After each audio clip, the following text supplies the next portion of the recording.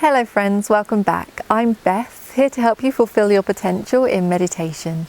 As most of you know, I don't have just one method that I teach to everybody, like one size fits all. Instead, I much prefer to teach people one-on-one. And the reason is that you're all different. So please use these videos as a guideline, and if there's anything that isn't quite working for you or anything that doesn't quite fit, then be in touch and I'll be more than happy to discuss those things with you individually. Today's video is about cultivating the beautiful quality of mudita in meditation. Mudita is a word that's got various different attempts at English translations. None of them are completely satisfactory to me. But the word that I'm going to use today in English is rejoicing. This is the capacity of our mind to be happy for the happiness or the success of somebody else. It's a quality that's woefully lacking in our culture. It's a great one to develop to overcome things like competitiveness or comparing mind. And it's also great if we want to experience an abundance of joy.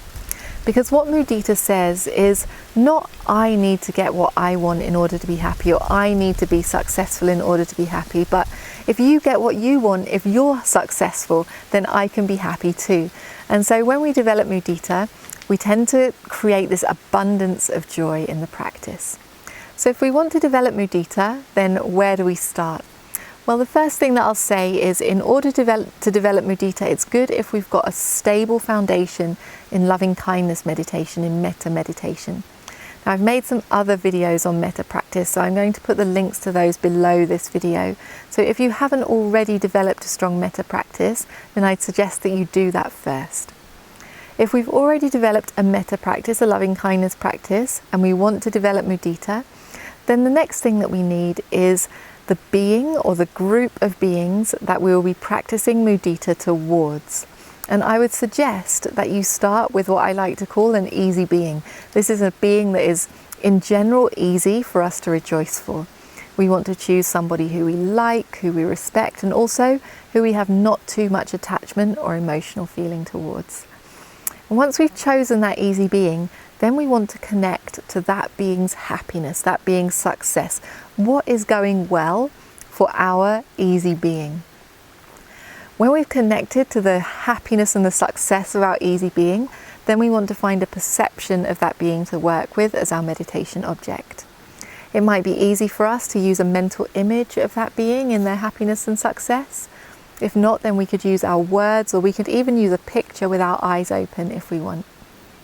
And once we've found the perception of that being that we're going to work with, then we want to find a few words that sincerely represent our good wish towards that being, sincerely represent our rejoicing. It could be words like, I'm so happy for you. May your success and may your happiness increase. May you not be separated from whatever success you've found. But it's really important that we choose words that feel true and sincere to us. We don't want our mudita to become dry or robotic or mechanical. We want to keep it feeling fresh and juicy and sincere. So once we've got the perception of the being that we're working with, and we've also got some sincere words to convey our mudita, then we can start the practice. We close our eyes, or if you're working with a physical image, you can look at the image. And we repeat our words of rejoicing towards our easy being. As we do that, we'll notice our mudita becomes increasingly stable. When our mudita is stable for our easy being, then we can practice mudita for ourselves in the same way. Now, the reason that we don't start with ourselves is because for most of us, we are not the easiest being to rejoice for. Usually, we don't find it easiest to rejoice for ourselves. And so we can use our easy being as a way in. And when our mudita is strong and stable, then we can practice some mudita towards ourselves. If we notice the quality of mudita change when we focus on ourselves, then we can spend a little bit of time going back and forth.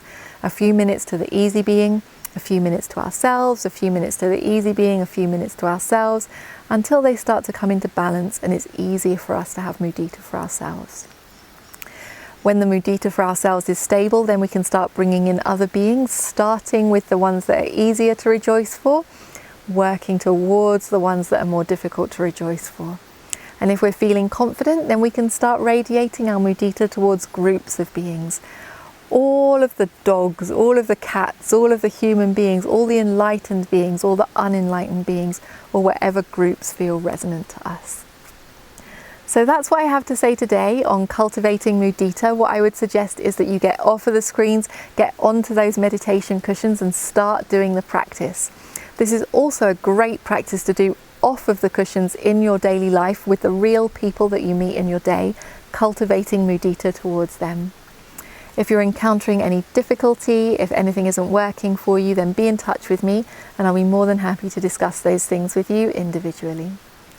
As most of you know, I do all of my work on a donation basis, so I encourage you to support me either through my website or through Patreon so that I can continue to make these videos for you all. Thank you so much for your support. Wishing you the best with your meditation.